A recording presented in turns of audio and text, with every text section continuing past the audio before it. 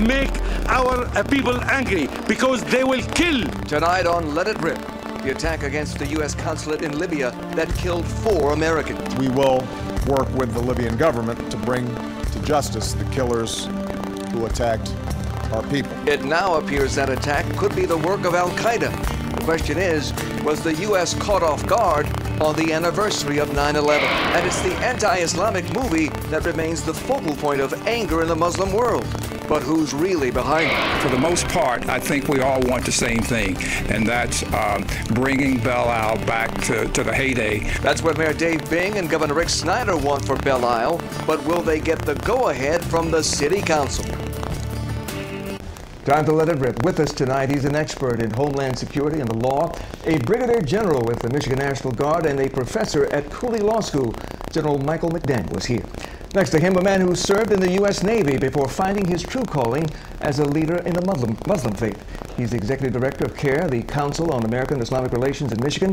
Dawood Walid is here at the table.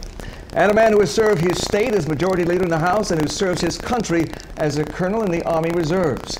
He knew one of those killed in Libya this week. Andrew Rocky Ruchkowski is here. Plus, the man who wears many uniforms, lawyer, reporter, radio host Charlie Langton is also with us. Well, tonight, gentlemen, 4 Americans are dead. The U.S. has put its diplomatic missions across the world on high alert because of violence across the globe. But the anger caused by this anti-Islamic movie appeared to have triggered most of the violence around the world. But in the case of Libya, General, this may have been a planned attack. I think it absolutely was a planned attack. I think that there were certain groups within Libya that were waiting for the opportunity, and they were able to generate an opportunity. The movie in question, of course, the trailer, we shouldn't call it a movie. As Dawood mentioned to me earlier, the movie, we may never see that. There's a trailer out there that was just translated into Arabic, and it was just exploited by some extremists in Egypt, and then, of course, into Libya. I think in Libya, though, they were waiting for such an opportunity. There's a number of different factions there. We have a number of different militia groups there that have not been disarmed as the democratic government of Libya tries to take charge, take control of the entire country. They saw this as an opportunity to sever that partnership which has been building between the U.S. and Libya. Well, of course, we have seen violence across the Middle East, but we have also seen here in Royal Oak a show of support by the Muslim community for the people of America, and disgust over the murders that have occurred, and a sense of unity that they are Americans first, Muslims second. This is the vigil that took place in Royal Oak tonight. And Dawood, I know that this is also a difficult time for the Muslim community as well. Yes, it is. And first of all, let me say very clearly that there's no justification in the Islamic faith for any type of violence against civilians, and especially the Prophet Muhammad himself gave special protection and status to ambassadors. So this is one thing that needs to be very clear to the public. But yes, we're Americans. We had fellow Americans that were killed there. I also heard that, or read that there were also 10 Libyans who were killed in regards to trying to defend our consulate. So we should also grieve and have empathize with the Libyan people who also lost some of their countrymen. But this whole situation and all of these protests that are going around the Muslim world, I believe that is something deeper than just the cartoon or the movie in and of itself. There's a lot of resentment, there's a lot of anger in these countries. There is struggling democracies, people a little over a year ago just getting underneath dictatorships. There's mass unemployment. There are still people don't know which way they're going, and I think that the protesters themselves may have been exploited or had people charge them up and exploit some underlying grievances that they already were holding. But I hope you understand the difficulty that some Christians and Jewish people have regarding what we see here. If you insult my God, I don't want to have you killed. If you insult Jesus, I don't think you should die. So could you explain what's going on here? Why is it that speech is responded to with death? Well, we love our Prophet Muhammad. He's the most beloved person to us, on this earth.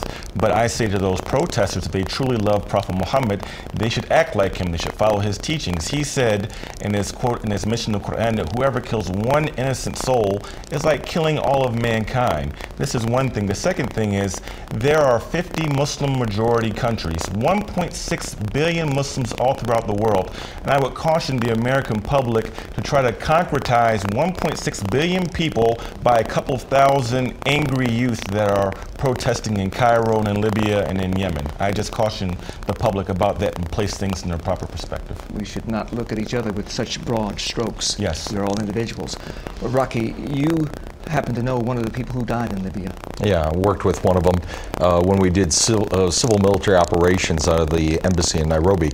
We actually worked with Mr. Doherty, who was a Navy SEAL. I had a working relationship with him. And some of our teams that actually are based here out of Michigan actually worked with him as well on the coast of Nairobi, where there's a lot of, as you could probably imagine, especially now in the news, where there's a lot of disharmony and Al-Qaeda raids from Somalia into Kenya as well. Well, Charlie, too, I think it's difficult for Americans to understand, too, the balance between the right of free speech and the free expression of religion. Well, first of all, we in this country have free speech, and if we want to put out a bad movie, a movie that depicts Muhammad, take a look at that movie. Now, if they're protesting, if anybody in this world thinks that that movie is grounds for protest, they better get some more entertainment in that country. That's just bad. This movie is ridiculous. I think it's got nothing to do with it. I think there's an excuse out there by some people to hate Americans. I hate to say it, but I think that's it. This happened on 9/11. Let's not forget that. And there are people that, for whatever reason, believe that 9/11 was a good thing. I hope it's a minority, very much of a minority, like Dawood said. But the bottom line here is that I don't believe anything at all that's got to do with this movie. There's a certain group out there that don't like us. And as I'm reading, this could be an Al-Qaeda. There could be some presence in that part of the region. We are withdrawing troops right now. There may be a perception that Americans are getting weak in that part of the country. I think we've got to take a big look and reevaluate our policy in that part of the world. If I can chime in, Charlie.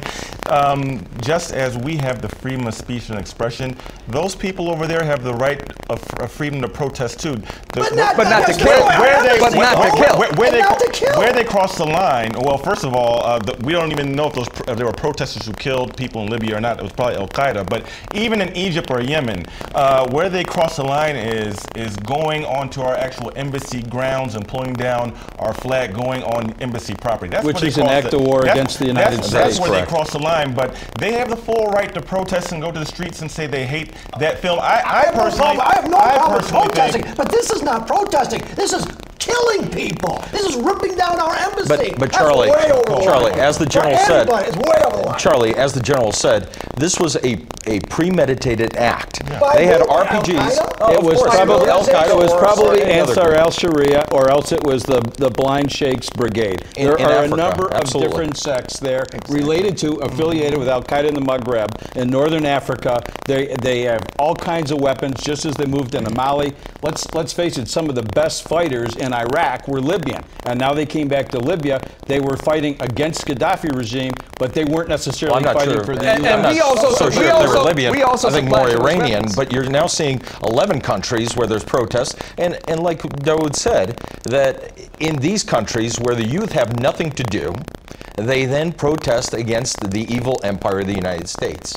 And we've got serious problems. The key event on September 11th was not the fact that it was the 11th anniversary. It was the fact that you had a pro-Western prime minister that was just elected that day in Libya. But with pro-Western, secular. I got to tell you that working in an embassy, when you have an event like September 11th, you up-armor the embassy, or you secure the embassy, or you have Marines with weapons that are armed. Here, we're getting now reports that up to 48 hours ahead of time, the State Department, the RSO, the Regional Security Office, which every embassy has an RSO, the Regional Security Office in that embassy said, we may have a problem, and they didn't do anything. Well, they didn't do anything This has also become a political issue as well. The deadly attack in Libya turned into a fight here in the USA.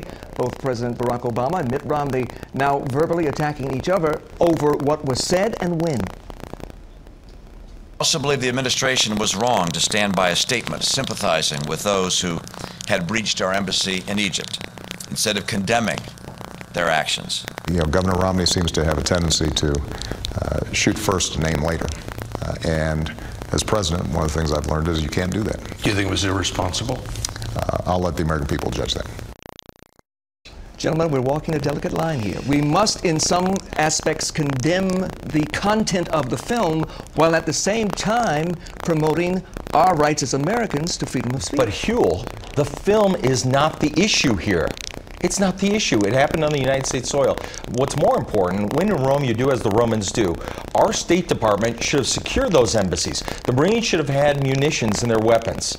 And we should have, actually, if there were any indications of our embassy people in danger, they should have been taken out. Furthermore, I agree with Mitt Romney. I agree with Mitt Romney. It's a shame that our State Department in an embassy puts out a statement like they did, basically apologizing for the movie. But now they did that, though, hours before there was actually a demonstration. They did that to try to defuse the situation. Is that not a legitimate aim?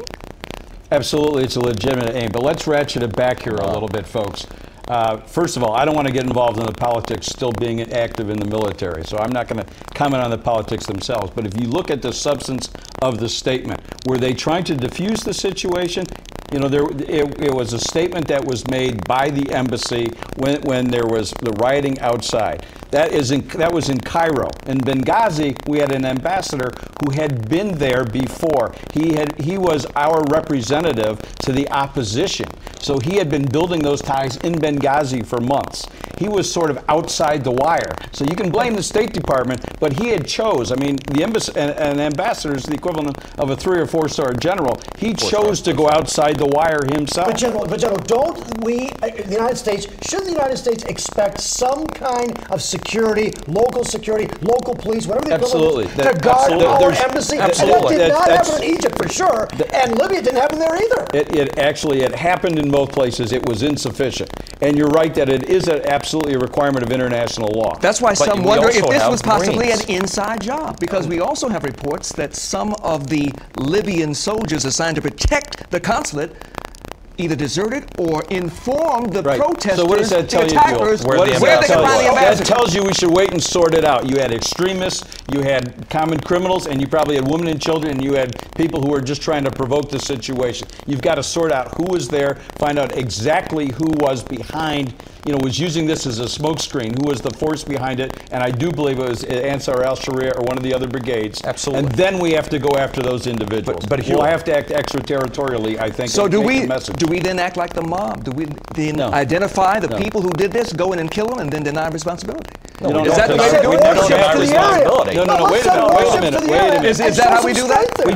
We've got an authorization for the use of military force in place from Congress, still in place for over 10 years. Right or wrong, it's in place. It talks about all terror groups. If there is a link to Al-Qaeda in Maghreb, then the president has full authority and congressional permission. So does a show of strength demand military action on the part of the USA? Yes, absolutely. Yes, it does. Absolutely. Send the warships. We already have. It's a very fine line because we want to support the Libyan government, elected democratic government. You work with the host nation, of course, General, but you will also have a Marine FAST team, which is a fleet anti-terrorism support security team going in there right now. And what you don't want is another war, no matter what. Oh, absolutely not. And what we don't want are innocent Libyan civilians being killed, which will do nothing but inflame the situation. We don't want innocent Americans being killed. We don't want innocent people killed anyway. Dawood has a good point. We do not want to create martyrs. Absolutely. Yes. Gentlemen, we thank you. We thank you for your comments and your insights. Much more to come on this story.